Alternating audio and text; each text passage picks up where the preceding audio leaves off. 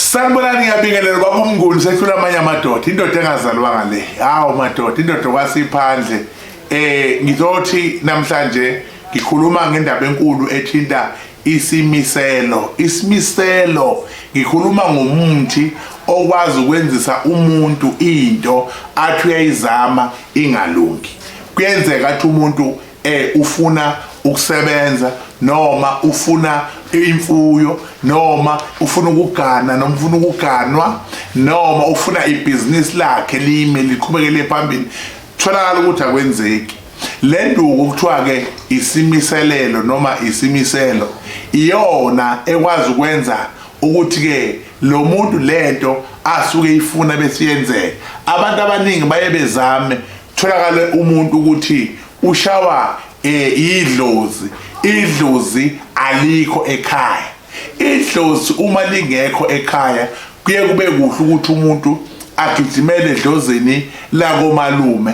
Nakhona komalume kuneyinkinga uyaqala ke manje umuntu akhelwe into kuthiwa yini ke isimiselo, ngoba uyamiselelwa lo muntu, umiselelwa lo mndeni, umiselelwa lo muzi.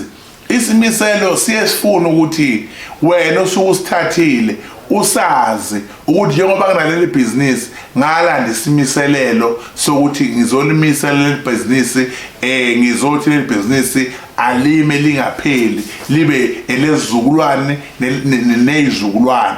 Kodwa uma isimiselo kuukuthi usithathe wangasiqonda ukuthi uthatha isimiselelo nalo kade kwenzela wangakuchazela ukuthi isimiselo lesi iyaba khona inkinga yokuthi kugcina sekubhubha ibhizinisi lakho lishabalale noma lento othi uyayenza iphelele amandla. Isizathu isimiselo awazanga ngaso.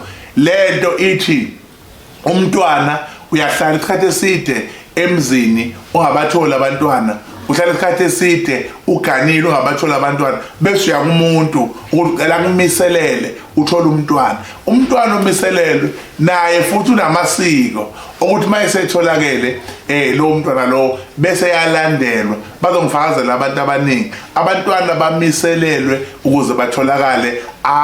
Ayilungi into zabo, hayi ngoba bazalwa bembethe, hayi ngoba beneyifungo namagama abalandelayo, kodwa basuke beshawa ukuthi amasiko okumiselelwa awasagcinekeki. Umuntu useyaphuza, umuntu useyaboshwa, umuntu useyalimala, umuntu uyalandela isimiselelo. Umntwana wesicelo owamiselwa, ingakho into zakhe zihamba kanje. Into engifuna ukuyichaza futhi ngiphinde ngigcizelele kuyona ukuthi isimiselo siyakhandwa ngomuthi ogama lawo kuthiwa umayime.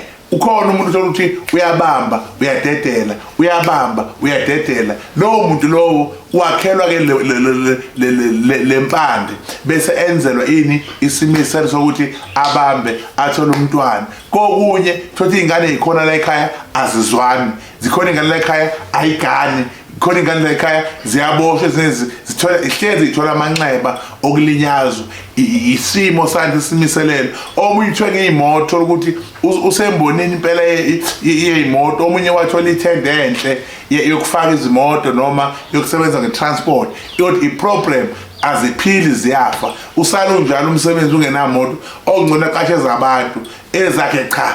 Udinga ini isimiselo? Siyadinga ukulandelela ukuthi lesi simiselo sithathile sizohamba senze kanjani. Isimiselo nokuthwala kuhlukene. Isimiselo usuke umiselelwa into yakho ukuthi ayiqhubeke imiye phambili ngoba kubonakala ukuthi leli dlozi elikupha leyo nto linenkinga, mhlambi ilona elibhedayo noma ilona laphendula, bese liyajikiswa ke manje selizoceliswa ngenye indlela. Kube khona amakhamba azofakwa lapho likwazi ukuma leli dlozi lithenjiswe ukuthi liyokwenzela lokhu nalokhu nalokhu nalokhu nalokhu, zikwazi ukuthi izinto zihambe ngendlela efanelekile. Bese kufakwa amakhambi ke okuthiwa ke umayime, bese iyama ke lento othi uyayenza ikhule iye phambili. Yilokho engizokusho bafowethu ukuthi akuzona zodwa igubhu engasenza ukuthi siye phambili. Igubhu ziyasebenza ibanga lazo, kodwa khona amakhamba athile ongamiselelwa ngawo ongenzelwa ngawo uzokuthiwa hayi funakala inkatha isona isimiselo leso ngoba kusokukhandwe into ezoqoqa into yenzayo ihambe iye phambili.